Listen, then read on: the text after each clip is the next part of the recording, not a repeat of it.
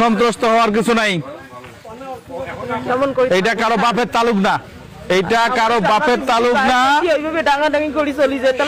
শুনেন, এইটা কারো বাপের তালুক না যে কেউ চাবে আর আপনাদেরকে এখান থেকে উঠাই দিবে। এত সহজ না, এত সহজ না। বাংলাদেশ জামাত ইসলামের প্রতিটা নেতা কর্মী আপনাদের সাথে আছে।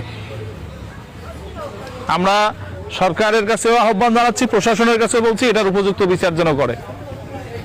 আমরা তো ওইটাই চাই স্যার।